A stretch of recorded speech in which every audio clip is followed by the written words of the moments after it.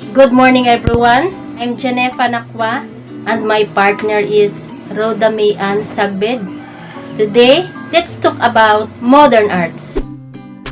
Modern arts refers to a worldwide movement in culture and society that by the first decade of the 20th century sought a new alignment with the expertise and values of modern industrial life.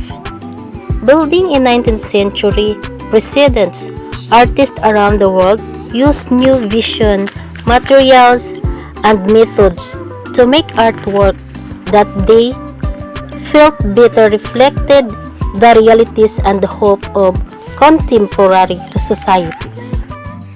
Contemporary art is the art of today, produced in the second half of the 20th century or in the 21st century. Contemporary artists work in a globally influenced, culturally diverse, and technologically and advancing world. Is the term used for art of the present day. Usually, the artists are alive and still making work.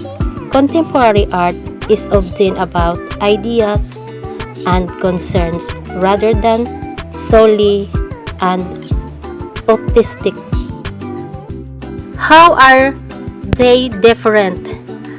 Modern and contemporary art forms of two different times. Modern art refers to the period that began in 1980s and the last until the 1960s. Ang contemporary art can be said to be the art that was developed after the 1960s and is still emerging. Contemporary art is one created by artists who are still living. Modern design refers to an era that has passed, while the contemporary design is all about the now and the future. Pop art. A pop art is an art movement that emerged in 1950s and flourished in the 1960s in America and Britain, drawing inspiration from sources in popular and commercial culture. Different cultures and countries contribute to the movement during the 1960s and 70s. Cunning pop art is a simple, bold images of everyday items such as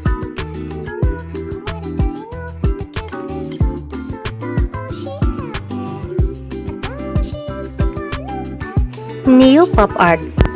Neo-pop art is a post-modern art movement of the 1980s and 1990s.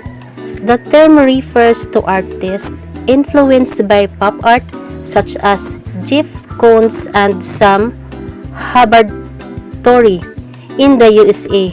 In the 2000s, the work of Takashi Murakami in Japan, and in 2009, the arts projects Nicholas Leopold. Photorealism is a genre of art that encompasses painting, drawing, and other graphic media, in which an artist studies a photograph and then attempts to reproduce the image as realistically as possible in another medium. Conceptualism is art for which the idea or concept behind the work is more important than the finished art objects. When an artist uses a conceptual form of art, it means that all of the planning and decisions are made beforehand and the execution is a perfunctory affair.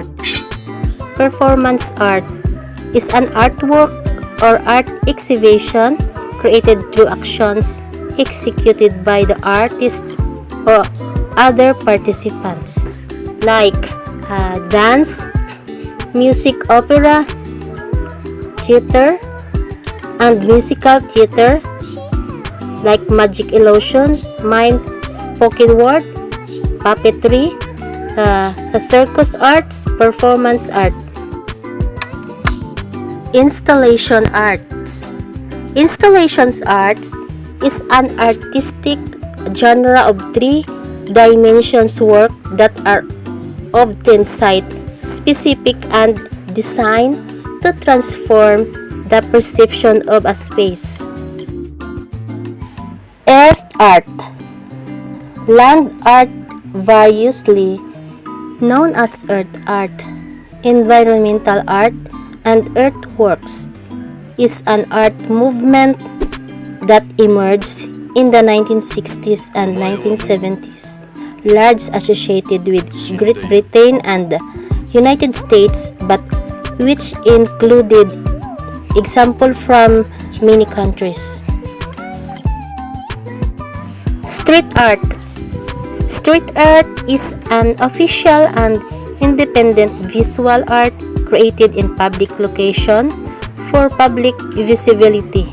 Street art is associated with the terms independent arts, post-graffiti, neo-graffiti, and guerrilla art.